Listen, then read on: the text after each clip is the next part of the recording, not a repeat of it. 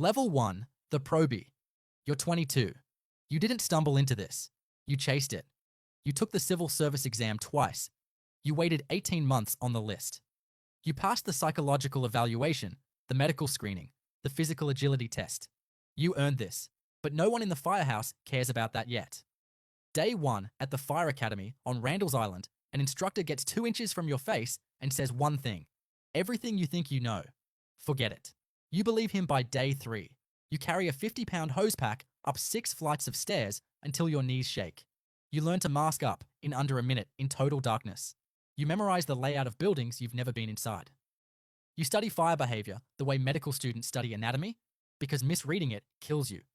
The classroom smells like sweat and rubber. The bunk room smells like old smoke. You graduate after 18 weeks. They call your name. You shake a hand. You get your shield. Shield number. That number matters. Some shields go back generations. Some fathers hand them to sons. Yours is new. You haven't earned the story behind it yet. You're assigned to a ladder company in the South Bronx. Engine 73, ladder 42. The busiest firehouse in the city. The veterans don't haze you. That's not what happens. They just watch. They watch how you move, how you listen. Whether you panic when the bell drops at 3 a.m. Your first working fire is a 3rd-floor apartment on Intervale Avenue. Smoke pouring from the windows before you even pull hose. Your lieutenant looks at you once. You nod. You go in. You can't see your hand in front of your face. The heat presses against your ears. Or you follow the hose line on instinct, the way they drilled it into you. When you come out, a family of 4 is standing on the sidewalk wrapped in emergency blankets. Nobody cheers. Nobody makes a speech. Your captain just says, "Good. Now reset the rig." That's your welcome. You're a probie for your first year. You clean the apparatus floor. You cook on Tuesdays. You don't speak until spoken to at the dinner table. You absorb everything. At night, you think about the fire, the way it moved, the way it breathed. You understand something for the first time.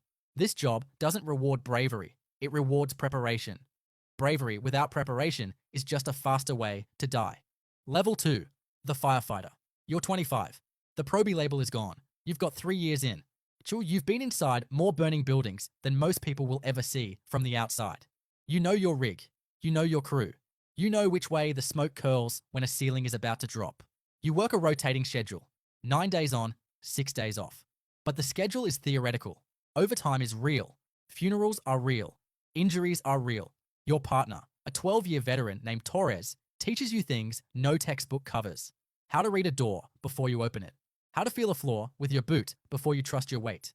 How to breathe slow when your air is running low and your brain is screaming at you to run. The fire doesn't know your name. Torres tells you one night after a bad call. It doesn't care how brave you are. Respect it and it'll give you time. Disrespect it once and it won't warn you. One winter, your company responds to a collapse on the Grand Concourse. A 5-story building. Gas explosion in the basement. There are people trapped on 3 different floors. You go in twice. You bring out a woman in her 60s on the first run. A teenage boy on the second. On the third run, the structure groans. Your lieutenant pulls everyone out. 2 of your guys are furious. There are still people inside.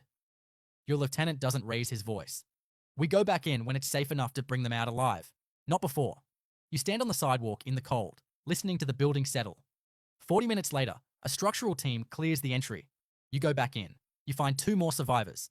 You learn something that day that no one can teach you in a classroom. Courage isn't the absence of fear. And courage is making the right decision while the fear is screaming at you.